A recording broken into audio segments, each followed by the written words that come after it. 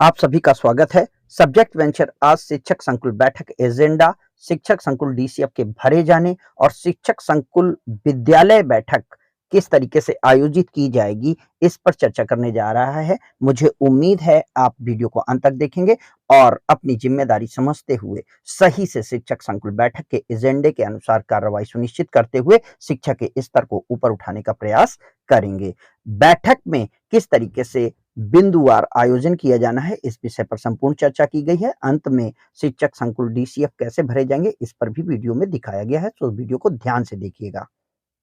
आज हम महानिदेशक शिक्षा स्कूल एवं राज्य परियोजना निदेशालय के कार्यालय के पत्रांक पर चर्चा करेंगे, जिस पर कि आप देख सकते हैं समस्त बेसिक शिक्षा अधिकारी लोगों को इस बात के लिए निर्देश दिए गए हैं कि शिक्षक संकुल की मासिक समीक्षा बैठक का एजेंडा बिंदुवार मिनट प्रति मिनट संप्रेषित किया गया है और इसमें आप देख सकते हैं कि ये बताया गया है कि विद्यालयों को शिक्षक संकुल सदस्यों द्वारा आदर्श विद्यालय के रूप में विकसित करना है।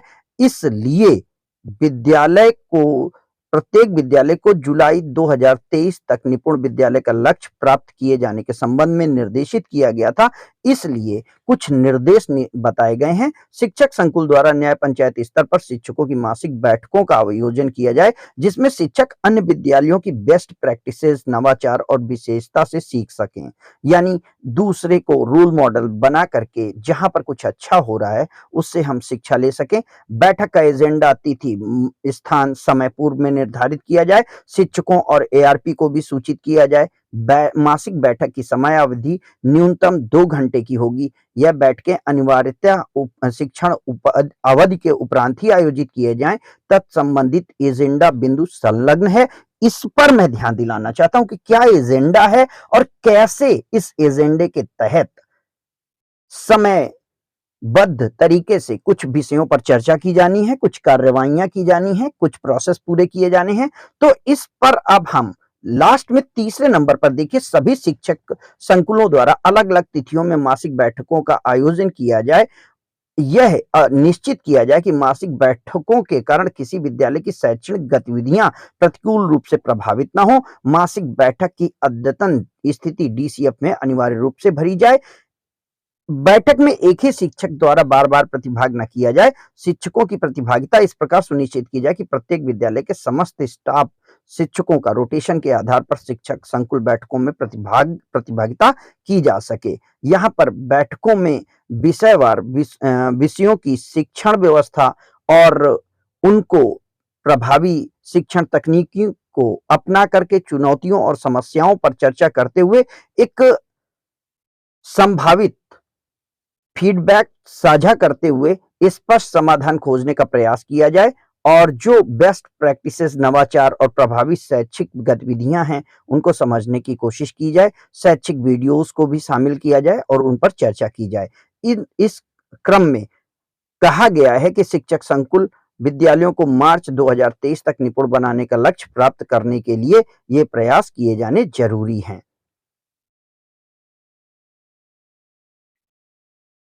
शिक्षक संकुल मासिक बैठक का एजेंडा, बैठक संचालन क्रम, यहां पर मैंने एक व्यवस्थित ढंग से कोशिश की है कि कैसे बैठक को संचालित किया जाएगा और किस समय तक कितनी अवधि में क्या कार्य किए जाने हैं। मुझे उम्मीद है यह आपके लिए उपयोगी साबित होगा, क्योंकि सभी शिक्षक संकुलों को इस बात के लिए पूरी तरीके से अब तैयार होना होगा कि वो अपने शिक्षक संकुल के अपने संकुल के एक रोल मॉडल के रूप में कार्य करेंगे और आगामी आने वाले समय में आपको शिक्षा के स्तर को ऊपर उठाने के लिए एक कड़ी के रूप में, एक जिम्मेदार शिक्षक के रूप में काम करना सुनिश्चित करना होगा। तो बैठक का क्रम नंबर 1 शुभारंभ होगा। बैठक के वातावरण को सहज एवं सीखने सिखाने के अनुकूल बनाने की कोशिश करनी होगी। इसके लिए अवधि 5 मिनट की है, यानी नॉर्मलाइजेशन होगा। इसमें रिसोर्स पर्सन रहेंगे, तो नोडल शिक्षक संकुल या एआरपी इसके नोडल रिसोर्स पर्सन रहेंगे जो इस काम को करेंगे। तैयारी और विशेष टिप्पणी क्या है? बैठक में सभी प्रतिभागी समय से पहुंचे, किसी भी चर्चा के दौरान गोलाकार बैठें, नोटबुक पेन साथ रखें और बैठक के दौरान आवश्यक सुझावों को लिखते रहें। जो भी आपको अच्छी चीज समझ में आती है उसे नोट करें। बैठक की शुरुआत में एक कविता गीत से गेम से करें जिससे भागीदार बन सकें ताकि एक सकारात्मक और सहज माहौल बने। तो ये एक प्रिपरेशन होगा, शुरुआती क्रम होगा जिसमें कि बैठक की संचालन व्यवस्था को शुरू किया जाएगा। क्रम संख्या 2, पृष्ठभूमि बैकग्राउंड तैयार करना होगा। बैकग्राउंड पर चर्चा करनी होगी कि किन विषयों पर अब हम चर्चा करेंगे। अवधि 5 मिनट है। इसका कार्य जिला स्तरीय बैठक से संकुल बैठक को सुमेलित करना होगा, यानी डिस्ट्रिक्ट लेवल से योजना के जो कार्यक्रम चल रहे हैं उन कार्यक्रमों को पूरी तरीके से ब्लॉक लेवल पर और संकुल लेवल पर उतारने की कोशिश करनी होगी, जिससे कि जो परियोजनाएं जिले से चल रही हैं वो हर विद्यालय तक सही से पहुंच सकें और उसको हर शिक्षक आसानी से समझ सके। रिसोर्स पर्सन के तौर पर इसमें आरपी रहेंगे। पिछली जिला स्तरीय मीटिंग की कुछ मुख्य बिंदुओं को सभी के साथ साझा करते हुए वे बताने का प्रयास करेंगे कि क्या चीजें आवश्यक करनी है। इसमें क्रम संख्या 3, संदर्भ ब्लॉक स्तरीय शिक्षक संकुल के साथ की गई तैयारी, बैठक में निर्णयों से परिचय और शिक्षक संकुल बैठक के उद्देश्य से नोडल शिक्षक संकुल का परिचय रहेगा। इसमें अवधि 10 मिनट की होगी। रिसोर्स पर्सन नोडल शिक्षक संकुल होंगे जो पिछले शिक्षक संकुल बैठक के मुख्य बिंदुओं जो पीछे की गई थी बैठकें उनमें किन पर चर्चा की गई थी, चुनौती पर चर्चा करेंगे। जो चर्चा में लिए गए निर्णय थे उन पर कितना काम हुआ उसकी समीक्षा करेंगे। उसके अनुसार प्राथमिकताएं निर्धारण करके आगे की कार्यवाही बढ़ाई जाएगी। शिक्षक प्रशिक्षण दीक्षा ऐप प्रशिक्षण मॉड्यूल में शिक्षकों की प्रगति पर चर्चा, कौन कौन शिक्षक उस पर शामिल हैं, कौन से प्रशिक्षण चल रहे हैं और किस प्रशिक्षण से क्या उपयोगिता हासिल की जा सकती है। पिछले शिक्षक प्रशिक्षण दीक्षा के 2-3 मुख्य बिंदु बताएंगे जो कि नए थे जिनसे कि आपने कुछ सीखा था। पिछले शिक्षक प्रशिक्षण दीक्षा प्रशिक्षण के बाद आपने अपनी कक्षा में क्या-क्या नया लॉन्च किया है या क्या इनोवेशन किए हैं, इस विषय पर चर्चा की जाएगी। निर्धारित 1 या 2 वीडियो सभी शिक्षकों के साथ दिखाए जाएंगे जिनमें कि वास्तविक किस तरीके से दीक्षा ऐप के जो कार्यक्रम हैं उनको प्रभावी तौर पर अपनाया जा सकता है। वीडियो के मुख्य बिंदुओं पर चर्चा की जाएगी, जैसे आप क्या कहीं दिखाए गए निर्देश और टूल का कक्षा में प्रयोग करते हैं, कैसे प्रयोग करते हैं। क्रम संख्या 4, अकादमिक प्रयासों की शेयरिंग, यानी हमारे शिक्षकों द्वारा जो अच्छे कार्य किए जा रहे हैं उनको उस मीटिंग पर एक कह सकते हैं कि एक ग्लिम्स के रूप में, एक झलक के रूप में प्रस्तुत करना होगा। इसके लिए 20 मिनट की अवधि रहेगी। रिसोर्स पर्सन इसमें शिक्षक रहेंगे। कार्य शिक्षकों द्वारा अपने शिक्षण प्रक्रिया को बेहतर बनाने के लिए किए गए प्रयासों को साझा किया जाएगा। विशेष टिप्पणी इसमें बताई गई है कि बैठक में उपस्थित शिक्षकों एआरपी द्वारा पिछली बैठक में योजना के सापेक्ष किए गए शिक्षण संबंधी प्रयासों, शिक्षण पद्धतियों, रोचक गतिविधियों, नए टीएलएम के प्रयोग आदि सभी को साझा करना है। यानी जिसने भी जो भी नया किया है या जिससे उसकी कक्षा में एक उत्तरोत्तर प्रगति हुई है, बच्चों के शैक्षिक स्तर को ऊपर उठाने में उन्हें सहायता मिली है, उनके प्रयास सार्थक हुए हैं, उन पर चर्चा की जाएगी। बच्चों द्वारा किए गए कार्यों का सैंपल वीडियो साझा किया जाएगा कि कैसे बच्चे बेहतर कर पा रहे हैं। इन बिंदुओं के अतिरिक्त शिक्षकों द्वारा कक्षा कक्ष में बच्चों के साथ सफलता के अनुभव शामिल करने होंगे, यानी हमने किस बच्चे को कैसे टैकल किया और वो वास्तव में कैसे क्या कर पा रहा है। सभी शिक्षक इस चर्चा में अनिवार्य रूप से भाग लेंगे और सभी के प्रयासों के अभिलेख भी शामिल किए जाएंगे। अब क्रम संख्या 5, शिक्षण योजना का निर्धारण और निर्माण, अवधि 20 मिनट। 20 मिनट की इस अवधि में 10 से 15 मिनट शिक्षण योजना का पठन, निर्माण और 10 मिनट प्रस्तुतिकरण रहेगा, यानी शिक्षकों द्वारा अपनी शिक्षण योजना को पढ़ाना, उसको कैसे प्रस्तुत करना है और उसका प्रेजेंटेशन कैसे करना होगा। इसमें प्रस्तुतिकरण समूह में होगा। कक्षा 1 से 3 के जो लोग होंगे, जो शिक्षक होंगे, वो आधारशिला क्रियान्वयन संदर्शिका 2022-23 की आगामी माह के लिए शिक्षण योजनाओं के निर्माण और चर्चा पर प्रकाश डालेंगे। 4 से 8 के लिए निपुण लक्ष्य और पाठ्य पुस्तकों को केंद्र में रख करके आगामी माह के लिए विषयवार शिक्षण योजनाएं कैसे बनाई जाएंगी और किन विषयों पर काम होगा। समूह कार्य में कक्षा 1 से 3 के शिक्षक क्या काम करेंगे, निर्धारित मासिक प्राथमिकताओं को पहले से पहचानेंगे। विषयों से संबंधित शिक्षण योजनाओं को उप समूहों में बनाया जाए और उसके क्रियान्वयन पर चर्चा करेंगे, यानी मुख्य एक योजना बनेगी, उस योजना को छोटे-छोटे समूहों में बांट करके कैसे एक निर्धारित अवधि में पूरा करना है, इस पर चर्चा होगी। साप्ताहिक शिक्षण चक्र पर चर्चा की जाएगी, यानी हिंदी भाषा शिक्षण और गणित शिक्षण किस तरीके से पूरे सप्ताह में होना है। जैसे कि हिंदी में 4 दिन आपका शिक्षण है, 5वें दिन आकलन है, छठे दिन आपका गृह कार्य है। ऐसे ही गणित में किस तरीके से मतलब साप्ताहिक शिक्षण योजना किस तरीके से अपनाई जा रही है। चर्चा के पश्चात समूह में चर्चा के मुख्य बिंदुओं को शामिल किया जाएगा कि क्या इसका उद्देश्य निकला या क्या चीज़ की जानी है। कक्षा 1 से 3 के लिए निर्धारित मासिक प्राथमिकताएं एजेंडा बैठक के अंत में महानिदेशक जी के संदेश के रूप में उल्लिखित हैं।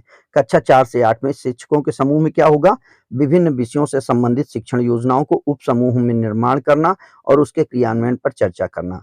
चर्चा के पश्चात बड़े समूहों में चर्चा के बिंदुओं को शामिल करना या साझा किया जाएगा। इसमें मुख्य बात क्या है कि पाठ्य पुस्तक, निपुण सूची, लर्निंग आउटकम सूची आदि की मदद से आगामी माह की थीम और संबंधित लर्निंग आउटकम की पहचान कर प्रत्येक विद्यालय के लिए आवश्यक गतिविधि सूचीबद्ध की जाए कि क्या कब कैसे किया जाएगा और उससे हम क्या सिखाएंगे।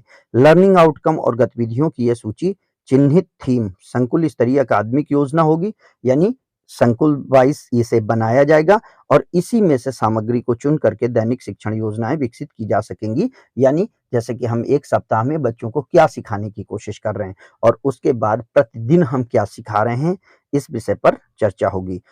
क्रम संख्या 6 शिक्षण योजना क्रियान्वयन हेतु उपकरण निर्माण और प्रस्तुतिकरण। यहाँ टीएलएम की बात है, तो कैसे टीएलएम बनेगा उस पर चर्चा होगी। अवधि 20 मिनट, 10 से 15 मिनट शिक्षण योजना का पठन और निर्माण और 10 मिनट प्रस्तुतिकरण। यहाँ पर टीएलएम बेस्ड टीचिंग की बात की जा रही है। 1 से 3 में आधारशिला क्रियान्वयन संदर्शिका 2022-23 के लिए इसमें तैयार शिक्षण योजनाओं का प्रस्तुतिकरण और आकलन प्रपत्र। 4 से 8 में भी शिक्षण योजनाओं के पठन और उसके आधार पर टीएलएम का तैयार करना और प्रस्तुतिकरण। समूह में कार्य कैसे होंगे, कक्षा 1 से 3 के समूह बनेंगे शिक्षकों के, 4 से 5 के शिक्षकों के अलग समूह होंगे और 6 से 8 के शिक्षकों के अलग समूह होंगे। समूह में क्या कार्य किए जाएंगे, पिछले खंड में तैयार की गई शिक्षण योजनाओं से संबंधित कार्यपत्रक, यानी जो आपने पढ़ाया उसको कैसे आप चेक करेंगे संप्राप्ति स्तर, आकलन पत्रक उप समूह में बनाना और प्रस्तुतिकरण की तैयारी। कैसे हम जानेंगे कि जो हमने पढ़ाया वो कितना बच्चों को समझ में आया या हमने कितनी सफलता प्राप्त की। बड़े समूह में प्रस्तुतिकरण करना, कक्षा 1 से 3 के लिए निर्धारित मासिक प्राथमिकताएं तय करना जरूरी है। एजेंडा इसके अंत में उल्लिखित है। कक्षा 4 से 8 के शिक्षकों के लिए पिछले खंड में बनाई गई शिक्षण योजनाओं को, निर्धारित शिक्षण योजनाओं को केंद्र में रख करके टीएलएम बनाना, जैसे कार्यपत्रक निर्माण, कहानी निर्माण, विज्ञान संबंधी मॉडल आदि निर्माण की तैयारी उप समूहों में करना और बड़े समूहों में इसका प्रस्तुतिकरण करना। प्रस्तुतिकरण से संबंधित मुख्य बातें ध्यान देने लायक हैं कि प्रस्तुतिकरण सभी समूहों को 5-6 मिनट का समय मिले, यानी कोशिश की जाए कि हर समूह अपना प्रस्तुतिकरण दे। प्रस्तुतिकरण और डिमॉन्स्ट्रेशन के उपरांत शिक्षक बड़े समूहों में अपने प्रस्तुतिकरण पर अवलोकन, सकारात्मक बिंदु और सुझाव साझा करें। क्रम संख्या 7 मासिक फरवरी बैठक 2023 का जो विषय है उसमें आधारित चर्चा, भाषा और गणित में आकलन और रिमेडियल प्रक्रिया को मेंटेन करना। यानी हमने भाषा और गणित में अब तक कितना काम कर लिया है और जिन बच्चों पर काम नहीं हो पाया है उनके लिए रिमेडियल टीचिंग किस तरीके से की जाएगी। 20 मिनट की यह अवधि रहेगी, समूह में कार्य किया जाएगा। 1 से 3 तक के शिक्षकों का समूह अलग बनेगा जिसमें कि गणित और भाषा के आकलन ट्रैकर का उपयोग और पठन होगा। साप्ताहिक आकलन ट्रैकर और साविधिक आकलन ट्रैकर कैसे इनमें क्या अंतर है और इनका उपयोग कैसे करते हैं। संदर्शिका 2020-22 का उपयोग करते हुए भाषा गणित के एक प्रभावी आकलन और रिमेडियल प्रक्रिया पर आयोजन करना है, चर्चा करनी है। इसके निर्माण में प्रभावी आकलन के आयोजन में किस तरीके की चुनौती आई और उसकी सूची कैसे तैयार करनी है। आकलन का उपयोग तथा ये निपुण तालिका को अपडेट कैसे करेंगे, उसे कैसे भरेंगे और इस संबंध में आ रही चुनौतियों को मिल करके उनका समाधान खोजने की कोशिश करना। कक्षा 4 से 8 में शिक्षकों के समूह में क्या होगा, लर्निंग लक्ष्य जो निपुण हैं, लक्ष्य हैं, लर्निंग आउटकम हैं, उनको ध्यान में रख करके पाठ्य पुस्तक से विषय वस्तु पाठ का विश्लेषण कर दक्षता की सूची तैयार की जाएगी। सापेक्ष दक्षताओं के 2-3 गतिविधियों को चिन्हित करके प्रदर्शित किया जाएगा। चयनित गतिविधियों का उपयोग करते हुए प्रभावी कक्षा शिक्षण आयोजन पर चर्चा की जाएगी। उक्त के संबंध में प्रभावी कक्षा प्रक्रिया में किस तरीके की चुनौती आई, उसकी सूची तैयार करनी होगी और इन सब समस्याओं को मिलकर किस तरीके से हल करने का प्रयास करेंगे, इस सब विषय पर भी चर्चा करेंगे। क्रम संख्या 8 में जिज्ञासा और नई सीख के शीर्षक से 10 मिनट की एक ये अवधि रहेगी, जिसमें कि शिक्षकों के विषयों से संबंधित प्रश्न और अनिस्तारित प्रश्नों का संकलन किया जाएगा। यानी जो भी इसमें रिसोर्स पर्सन एआरपी और शिक्षक संकुल होंगे। शिक्षकों द्वारा विद्यालय और कक्षा के स्तर पर चुनौतियों को साझा करना, किस प्रकार की समस्या आ रही है, विद्यालय के विशेष आवश्यकता वाले बच्चों को पढ़ाने के तरीके, एआरपी लोगों से के पढ़ाने के तरीके और कक्षा में उपस्थिति बढ़ाने के तरीकों पर चर्चा होगी। शिक्षक संकुल और अन्य शिक्षकों द्वारा प्रश्न पत्रों का प्रासंगिक और व्यवहारिक समाधान किया जाएगा। निष्कर्ष और संकलन के रूप में क्रम संख्या 9 पर अंतिम खंड होगा, जिसका कार्य बैठक के निष्कर्ष और निर्धारित कार्य योजना पर चर्चा होगी। 10 मिनट की अवधि रहेगी। एआरपी और शिक्षक संकुल इसे हेड करेंगे। मुख्य विषय इसमें क्रियान्वयन हेतु शिक्षक संकुल द्वारा विद्यालय को उदाहरण के रूप में आह्वान करना। बिंदु 2, एआरपी और शिक्षक संकुल द्वारा शिक्षण योजनाओं को आधार बनाकर कार्य करने तथा आकलन और पीछे छूटे रह गए बच्चों के साथ रेमेडियल कार्य करने के लिए बच्चों को समूहों में किस प्रकार से विभाजित किया जाए और बच्चों को व्यक्तिगत रूप से समय देकर पर्याप्त मौके देना, जिससे कि वो शिक्षा में आगे बढ़ सकें। शिक्षक संकुलों द्वारा डीसीएफ का भरा जाना। यहाँ पर एक बात बताने की है कि बैठक के अंतिम खंड के समय आप शिक्षक संकुलों द्वारा डीसीएफ को भरा जाएगा और ये डीसीएफ आप इस बार 2 तरीके से भरेंगे। डीसीएफ भरने के तरीके मैं आगे डिस्कस करूंगा। विशेष बात क्या है कि कक्षा 1 से 3 की मासिक प्राथमिकताएं विषय की 1 जनवरी 2023 तक कक्षा में संदर्शिका का उपयोग करते हुए प्रभावी भाषा और गणित का पाठ कैसे पढ़ाएं, इस पर चर्चा होनी है। फरवरी 2023 तक भाषा और गणित में आकलन और रेमेडियल प्रक्रिया प्रारंभ होनी है। मार्च 2023 तक सामाजिक और भावनात्मक जुड़ाव रखना है और इसी समय तक शिक्षक संकुलों को अपने विद्यालय को निपुण बनाने का प्रयास करना है। महानिदेशक जी का संदेश, याद रहे कि शिक्षक संकुल हैं, निपुण भारत मिशन की सबसे महत्वपूर्ण कड़ी हैं। सभी शिक्षकों के लिए रोल मॉडल बनने के लिए आपकी तैयारी, शिक्षण सामग्री की समझ और आपके सुझावों की परिपक्वता महत्वपूर्ण रहेगी। तो सबसे पहले हम प्रेरणा लक्ष्य पर जाएंगे। प्रेरणा उत्तर प्रदेश के नाम से जब आप देखेंगे तो टेक्नोसिस सर्विस प्राइवेट लिमिटेड का ये ऐप आपको दिखेगा। अगर ये ऐप आपका अपडेट नहीं है तो इसे अनइंस्टॉल करके इंस्टॉल करें। फिर जब इसे इंस्टॉल करने के बाद आप सर्वे पर जाएंगे। जब आप सर्वे पे जाएंगे तो यहाँ सबसे पहला जो आइकन है वो आंगनवाड़ी सेंटर का है। सेकंड नंबर पे रिपोर्ट है। थर्ड नंबर पे शिक्षक संकुल है। कायाकल्प फेज 4 है, रिपोर्ट है और एक्टिविटीज हैं। यहाँ पर मैं आपको शिक्षक संकुल के आइकन पर ले जाने के लिए हूँ और आपको शिक्षक संकुल ऐप को जब आप पुश करेंगे आइकन को तो आपको 4 विकल्प शिक्षक संकुल डैशबोर्ड पर दिखेंगे, जिनमें शिक्षक संकुल रिपोर्ट्स हैं, शिक्षक संकुल का डेटाबेस है और शिक्षक संकुल डीसीएफ है और शिक्षक संकुल सर्वे रिपोर्ट डीसीएफ है। यहाँ मैं बता दूं कि ये जो तीसरे नंबर पर आपका आइकन है, इस आइकन पर आपको एक डीसीएफ भरने के लिए पहली बार के लिए बोला जा रहा है। सभी शिक्षक संकुलों को यहाँ पर देखेंगे।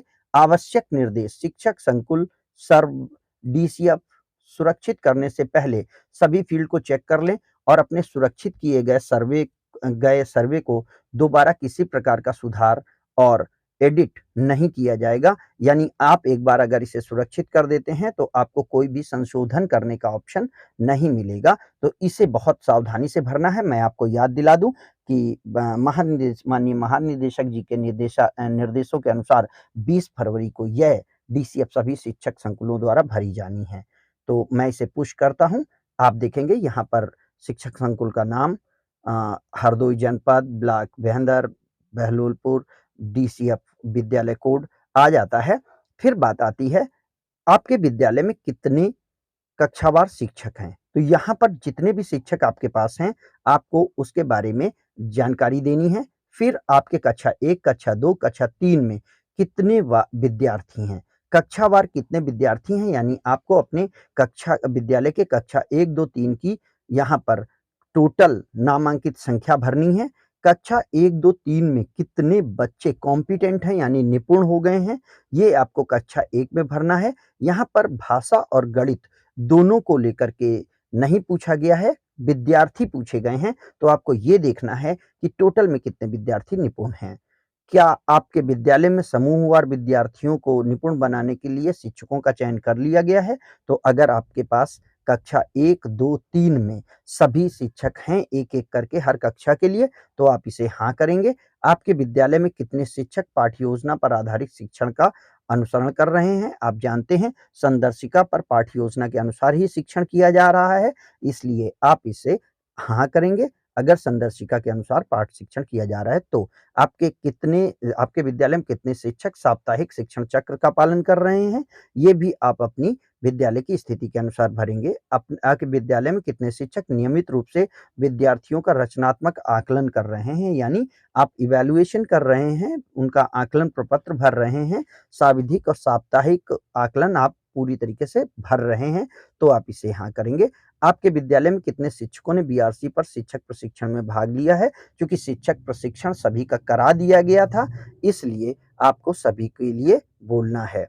विद्यालय में कितने शिक्षक नियमित रूप से दीक्षा शिक्षक प्रशिक्षण पाठ्यक्रम पूरा कर रहे हैं? तो दीक्षा ऐप पर प्रशिक्षण को पूरा करने वाले शिक्षकों के लिए आपको इसे भरना है कि कितने परसेंट हैं। क्या आपके विद्यालय में शिक्षक नियमित रूप से निपुण तालिका भर रहे हैं? चूँकि निपुण तालिकाएँ उपलब्ध कराई गई हैं। अगर आपके विद्यालय में निपुण तालिकाओं को भरा जाना किया जा रहा है, तो आप इसे हाँ करेंगे।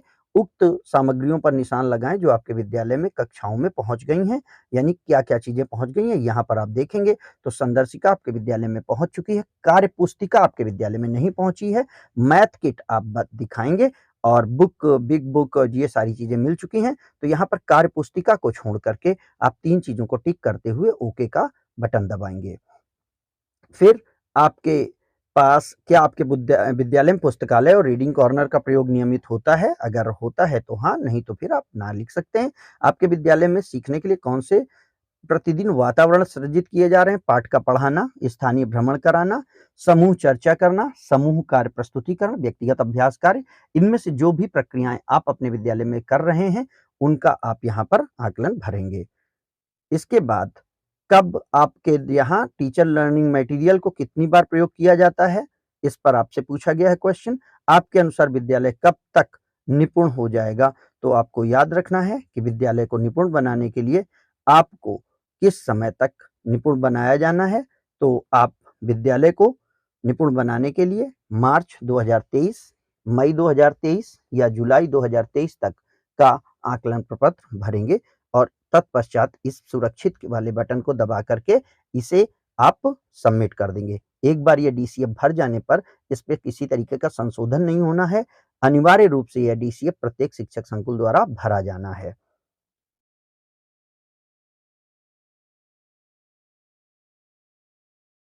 संकुल डैशबोर्ड में वापस आने पर आप देखेंगे शिक्षक संकुल रिपोर्ट। इस पे आप शिक्षक संकुल बैठक और कौन-कौन सी गतिविधियाँ की जा रही हैं, इससे रिलेटेड आप आकलन को भरेंगे। इसके बाद आपको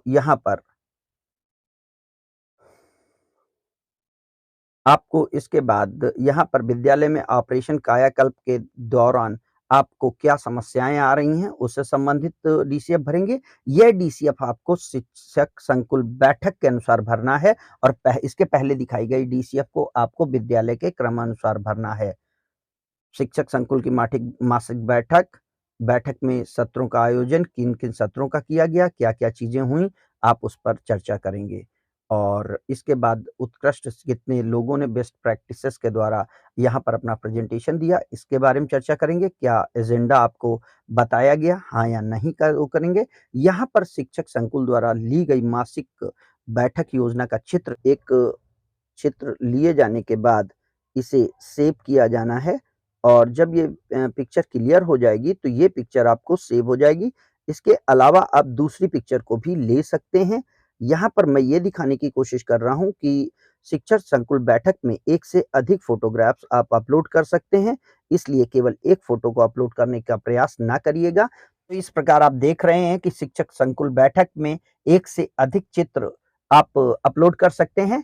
पिछली बार कुछ चित्र गलत अपलोड किए गए थे, जिनमें कि सही एजेंडा बेस्ड चित्र नहीं थे। इस पर नाराजगी व्यक्त करते हुए महानिदेशालय से एक पत्र जारी किया जा चुका है। इसलिए आगामी सत्र में शिक्षक संकुलों द्वारा अपनी जिम्मेदारी का निर्वहन करते हुए सही से डीसीएफ को भरा जाएगा, ऐसी उम्मीद मैं करता हूँ। तो इस तरीके से आपको अपने डीसीएफ को भरते हुए एक जिम्मेदार शिक्षक संकुल के तौर पर कार्य करना है और विद्यालय को, ब्लॉक को, जनपद को और प्रदेश को निपुण बनाने में अपनी भागीदारी निभानी है। जय शिक्षक, जय समाज।